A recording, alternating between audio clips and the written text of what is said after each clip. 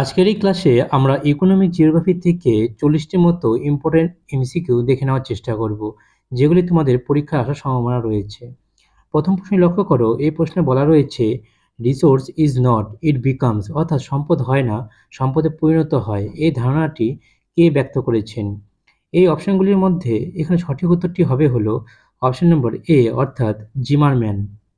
এরপর দ্বিতীয় প্রশ্নে লক্ষ্য করো, দ্বিতীয় প্রশ্নে বলা রয়েছে নিম্নলিখিত কোনটি একটি সর্বত্র প্রাপ্ত সম্পদের উদাহরণ? এই অপশনগুলির মধ্যে এখানে সঠিক উত্তরটি হয়ে যাবে হলো অপশন নম্বর সি, অর্থাৎ সূর্যালোক। 3 নম্বর প্রশ্নে বলা রয়েছে দুগ্ধ খামার কোন ধরনের অর্থনৈতিক কার্যকলাপের উদাহরণ? এই অপশনগুলির মধ্যে এখানে সঠিক উত্তরটি হয়ে যাবে হলো অপশন নম্বর এ, অর্থাৎ প্রাথমিক কার্যকলাপ। এরপর 4 নম্বর প্রশ্নে লক্ষ্য করো, এই প্রশ্নে বলা রয়েছে আলফ্রেড ওয়েবারের শিল্প স্থানীয়তার তত্ত্বটি মূলত কিসের উপর আলোকপাত করে? এই অপশনগুলির মধ্যে তোমাদের সঠিক উত্তরটি হবে হলো অপশন নম্বর বি, অর্থাৎ সর্বনিম্ন ব্যয়যুক্ত অবস্থান। এরপর 5 নম্বর প্রশ্নে বলা রয়েছে বিশ্ব বাণিজ্য সংস্থা কোন সালে প্রতিষ্ঠিত হয়েছিল? এখানে সঠিক উত্তরটি হয়ে যাবে হলো অপশন নম্বর সি, অর্থাৎ 1995 খ্রিস্টাব্দে। এরপর 6 নম্বর প্রশ্নে লক্ষ্য করো, এই প্রশ্নে বলা রয়েছে নিচের কোনটি একটি অনবীকরণযোগ্য সম্পদ? এখানে সঠিক উত্তরটি হয়ে যাবে হলো অপশন নম্বর সি, অর্থাৎ প্রাকৃতিক গ্যাস। এরপর 7 নম্বর প্রশ্নে বলা রয়েছে ভন থুননের কৃষি জমির ব্যবহার মডেলটি কিসের ভিত্তিতে কৃষির অবস্থান ব্যাখ্যা করে? এখানে সঠিক উত্তরটি হয়ে যাবে হলো অপশন নম্বর সি, অর্থাৎ বাজার থেকে দূরত্ব এবং পরিবহন খরচ। এরপর 8 নম্বর প্রশ্নে লক্ষ্য করো, এই প্রশ্নে বলা রয়েছে কোন ধরনের অরণ্যে কাষ্ঠ আহরণ সবচেয়ে বেশি উন্নত? এখানের মধ্যে সঠিক উত্তরটি হয়ে যাবে হলো নাতিশীতোষ্ণ সরলবর্গীয় অরণ্য, অর্থাৎ যাকে আমরা তৈগা অরণ্য বলে থাকি। এরপরে 9 নম্বর প্রশ্নে লক্ষ্য করো, এই প্রশ্নে বলা রয়েছে বিশ্বে দুধ উৎপাদনে কোন দেশ প্রথম? এখানে সঠিক উত্তরটি হয়ে যাবে হলো অপশন নম্বর সি, অর্থাৎ ভারত। এরপর 10 নম্বর প্রশ্নে লক্ষ্য করো, এই প্রশ্নে বলা রয়েছে স্থিতিশীল উন্নয়ন অর্থাৎ সাস্টেনেবল ডেভেলপমেন্ট শব্দটি কোন প্রতিবেদনের মাধ্যমে জনপ্রিয়তা লাভ করে থাকে? এখানের মধ্যে সঠিক উত্তরটি হয়ে যাবে হলো অপশন নম্বর বি, অর্থাৎ ব্র্যাডল্যান্ড রিপোর্ট আওয়ার কমন ফিউচার। এরপর 11 নম্বর প্রশ্নে লক্ষ্য করো, এই প্রশ্নে বলা রয়েছে একটি মিশ্র অর্থনীতির বৈশিষ্ট্য হলো কিসের সহাবস্থান? এখানে মধ্যে সঠিক উত্তরটি হয়ে যাবে হলো অপশন নম্বর বি, অর্থাৎ সরকারি এবং বেসরকারি ক্ষেত্র। এরপর 12 নম্বর প্রশ্নে লক্ষ্য করো, এই প্রশ্নে বলা রয়েছে গিনি সহগ কি পরিমাপ করে? এখানের মধ্যে সঠিক উত্তরটি হয়ে যাবে হলো অপশন নম্বর সি, অর্থাৎ আয় বা সম্পদ বৈষম্য।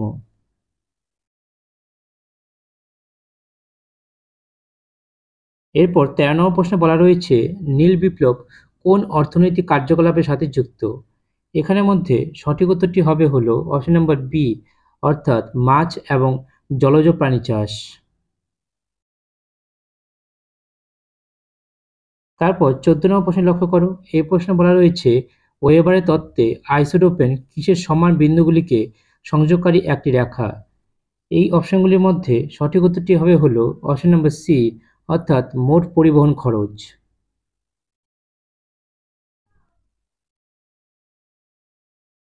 এরপর 15 নম্বর প্রশ্নে বলা রয়েছে নিচের কোনটি উদীয়মান শিল্প হিসাবে বিবেচিত হয়ে থাকে? এখানকার মধ্যে সঠিক উত্তরটি হয়ে যাবে হলো অপশন নম্বর সি, অর্থাৎ তথ্য প্রযুক্তি, যাকে আমরা আইটি শিল্প বলে থাকি।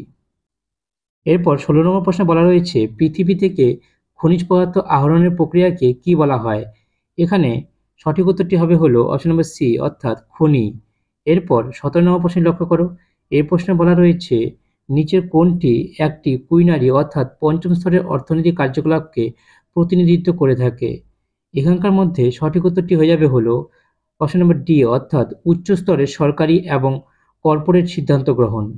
এরপর 18 নম্বর প্রশ্নে বলা রয়েছে উত্তর আমেরিকার গ্রেট লেকস অঞ্চল কোন শিল্পের জন্য বিখ্যাত? এখানকার মধ্যে সঠিক উত্তরটি হবে হলো অপশন নম্বর বি, অর্থাৎ লৌহ ও ইস্পাত শিল্প। এরপর 19 নম্বর প্রশ্নে লক্ষ্য করো, এই প্রশ্নে বলা রয়েছে বিশ্ব বাণিজ্য সংস্থা অর্থাৎ ওয়ার্ল্ড ট্রেড অর্গানাইজেশনের প্রধান উদ্দেশ্য কী ছিল? এখানকার মধ্যে সঠিক উত্তরটি হবে হলো অপশন নম্বর বি, অর্থাৎ অবাধ ও ন্যায্য আন্তর্জাতিক বাণিজ্যকে উৎসাহিত করা। এরপর ২০ নম্বর প্রশ্নে বলা রয়েছে অর্থনীতিতে জিডিপির পূর্ণরূপ কী?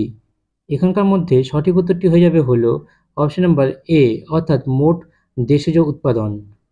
এরপর ২১ নম্বর প্রশ্নে লক্ষ্য করো, এই প্রশ্নে বলা রয়েছে রোস্টার অর্থনৈতিক উন্নয়নের মডেলে কোন পর্যায়টি অন্তর্ভুক্ত? এখানে সঠিক উত্তরটি হয়ে যাবে হলো অপশন নম্বর এ, অর্থাৎ উচ্চ গণভোগের যুগ। এরপরে ২২ নম্বর প্রশ্নে লক্ষ্য করো, এই প্রশ্নে বলা রয়েছে উপকূল থেকে দূরে গভীর সমুদ্রের জলে কোন ধরনের মাছ ধরা হয়? এখানের মধ্যে সঠিক উত্তরটি হয়ে যাবে হলো অপশন নাম্বার বি, অর্থাৎ পেলাজিক মৎস্য শিকার।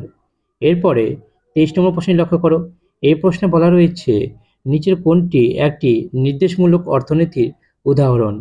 এখানে সঠিক উত্তরটি হবে হলো অপশন নম্বর সি, অর্থাৎ উত্তর কোরিয়া। এরপর ২৪ নম্বর প্রশ্নে লক্ষ্য করো, এই প্রশ্নে বলা রয়েছে অ্যালুমিনিয়াম শিল্পের অবস্থানের জন্য প্রাথমিক কারণটি হলো, এখানে সঠিক উত্তরটি হবে হলো অপশন নম্বর সি, অর্থাৎ সস্তা বিদ্যুতের প্রাপ্যতা। এরপর ২৫ নম্বর প্রশ্নে বলা রয়েছে বিশ্বায়ন প্রাথমিকভাবে কিসের দ্বারা চালিত হয়? এখানের মধ্যে সঠিক উত্তরটি হয়ে যাবে হলো অপশন নম্বর বি, অর্থাৎ প্রযুক্তিগত অগ্রগতি এবং বাণিজ্য প্রতিবন্ধকতা হ্রাস। এর পরের প্রশ্নে লক্ষ্য করো, এই প্রশ্নে বলা রয়েছে মানব উন্নয়ন সূচক অর্থাৎ এইচডিআই এ নিম্নলিখিত কোন মাত্রাটি অন্তর্ভুক্ত নয়? এখানের মধ্যে সঠিক উত্তরটি হয়ে যাবে হলো অপশন নম্বর ডি, অর্থাৎ রাজনৈতিক স্বাধীনতা। এর পরের প্রশ্ন অর্থাৎ ২৮ নম্বর প্রশ্নে লক্ষ্য করো, এই প্রশ্নে বলা রয়েছে জার্মানির রুর উপত্যকা কোনটিতে প্রভাবশালী একটি অঞ্চলের সর্বোত্তম উদাহরণ?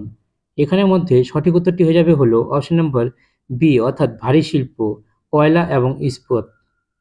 এরপর ২৯ নম্বর প্রশ্নে বলা রয়েছে একটি পশুপালককে এক চারণভূমি থেকে অন্য চারণভূমিতে নিয়ে যাওয়ার প্রথাকে কী বলা হয়ে থাকে? এখানে সঠিক উত্তরটি হয়ে যাবে হলো অপশন নম্বর বি, অর্থাৎ ট্রান্সহিউম্যান্স, যাকে আমরা ঋতুভিত্তিক পশুচারণ বলে থাকি। এরপর ৩০ নম্বর প্রশ্নে লক্ষ্য করো, এই প্রশ্নে বলা রয়েছে কোন আন্তর্জাতিক চুক্তি উন্নত দেশগুলির জন্য গ্রিনহাউস গ্যাস নির্গমন হ্রাসের লক্ষ্যমাত্রা নির্ধারণ করেছিল? এখানে সঠিক উত্তরটি হয়ে যাবে হলো অপশন নম্বর বি, অর্থাৎ দ্য কিয়োটো প্রোটোকল। এরপর ৩২ নম্বর প্রশ্নে লক্ষ্য করো, এই প্রশ্নে বলা রয়েছে একটি ফুটলুস শিল্প হলো সেটি যা, এই অপশনগুলির মধ্যে এখানে সঠিক উত্তরটি হয়ে যাবে হলো অপশন নম্বর বি, অর্থাৎ সম্পদ পরিবহনে সম্পদ বা পরিবহন খরচের মতো কারণ দ্বারা প্রভাবিত না হয়ে যে কোনো স্থানে স্থাপন করা যেতে পারে। এরপর ৩৩ নম্বর প্রশ্নে লক্ষ্য করো, ৩৩ নম্বর প্রশ্নে বলা রয়েছে বিশ্বের বৃহত্তম মাছ ধরার জায়গাগুলি সেই সব অঞ্চলে পাওয়া যায় যেখানে, এখানে সঠিক উত্তরটি হয়ে যাবে হলো অপশন নম্বর এ, অর্থাৎ উষ্ণ ও শীতল সমুদ্র স্রোত যেখানে মিলিত হয়ে থাকে। এরপর ৩৪ নম্বর প্রশ্নে লক্ষ্য করো, এই প্রশ্নে বলা রয়েছে সেন্ট্রাল প্লেস থিওরি ধারণাটি কে প্রস্তাব করেছিলেন? এখানে সঠিক উত্তরটি হয়ে যাবে হলো অপশন নম্বর বি, অর্থাৎ ওয়াল্টার ক্রিস্টলার। এরপর ৩৫ নম্বর প্রশ্নে লক্ষ্য করো, এই প্রশ্নে বলা রয়েছে কোন ধরনের বিদ্যুৎ উৎপাদনে পৃথিবীর অভ্যন্তরীণ তাপ ব্যবহার করা হয়? এখানে সঠিক উত্তরটি হয়ে যাবে হলো অপশন নম্বর বি, অর্থাৎ ভূতাপীয় শক্তি। এরপর ৩৬ নম্বর প্রশ্নে লেখো, ৩৬ নম্বর প্রশ্নে বলা রয়েছে রিসোর্স কার্স বা প্যারাডক্স অফ প্লেন্টি শব্দটি কী বোঝাতে ব্যবহৃত হয়ে থাকে? এখানে সঠিক উত্তরটি হয়ে যাবে হলো অপশন নম্বর বি, অর্থাৎ যে ঘটনায় প্রাকৃতিক সম্পদের প্রাচুর্য সহ দেশগুলিতে অর্থনৈতিক বৃদ্ধি কম হয় এবং উন্নয়নের ফলাফল খারাপ হয়। এরপর ৩৭ নম্বর প্রশ্নে লক্ষ্য করো, এই প্রশ্নে বলা রয়েছে নিম্নলিখিত কোনটি প্রাথমিকভাবে জিডিপির উপর ভিত্তি করে বিশ্বের অর্থনীতিকে র্যাঙ্ক করে থাকে? এখানে সঠিক উত্তরটি হয়ে যাবে হলো অপশন নম্বর সি, অর্থাৎ আন্তর্জাতিক মুদ্রা তহবিল এবং বিশ্ব ব্যাংক। এরপর ৩৮ নম্বর প্রশ্নে বলা রয়েছে বিশ্বব্যাপী টেক্সটাইল শিল্পের প্রধান কেন্দ্র কোনটি? অপশনগুলির মধ্যে এখানে সঠিক উত্তরটি হয়ে যাবে হলো অপশন নম্বর এ, অর্থাৎ ভারত এবং চীন। এরপর ৩৯ নম্বর প্রশ্নে বলা রয়েছে গোল্ডেন কোয়াড্রিল্যাটেরাল অর্থাৎ সোনালী চতুর্ভুজ প্রকল্পটি কিসের সাথে যুক্ত? এখানে সঠিক উত্তরটি হয়ে যাবে হলো অপশন নম্বর সি। এরপর ৪০ নম্বর প্রশ্নে বলা রয়েছে নিচের কোনটি একটি পুনর্ব্যবহারযোগ্য শক্তি উৎসের উদাহরণ নয়? এখানে সঠিক উত্তরটি হয়ে যাবে হলো অপশন নম্বর এ, অর্থাৎ কয়লা। তারপরের প্রশ্নে লক্ষ্য করো, তারপরের প্রশ্নে বলা রয়েছে নিম্নলিখিত কোনটি প্রাথমিক কার্যকলাপের অন্তর্ভুক্ত? এখানের মধ্যে সঠিক উত্তরটি হয়ে যাবে হলো অপশন নাম্বার সি অর্থাৎ মাছ ধরা।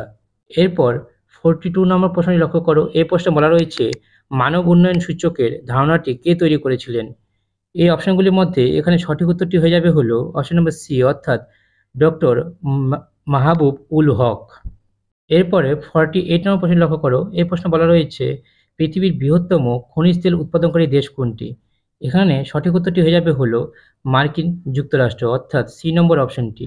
এরপর আজকে লাস্ট প্রশ্ন অর্থাৎ 49 নম্বর প্রশ্নে লক্ষ্য করো, এই প্রশ্নে বলা রয়েছে স্বর্ণতন্তু কাকে বলা হয়ে থাকে? এখানে সঠিক উত্তরটি হয়ে যাবে হলো অপশন নাম্বার সি অর্থাৎ পাট। তাহলে আজকের ক্লাসটি এতটুকুই, দেখা হচ্ছে পরবর্তী ক্লাসে। আর যে সমস্ত প্রশ্নগুলো নিয়ে আজকে আলোচনা করলাম এরকম ধরনের প্রশ্নই তোমরা পরীক্ষাতে লক্ষ্য করতে পারবে। তাহলে চলো দেখা হচ্ছে পরবর্তী ক্লাসে। সবাই ভালো থাকবে ও সুস্থ থাকবে।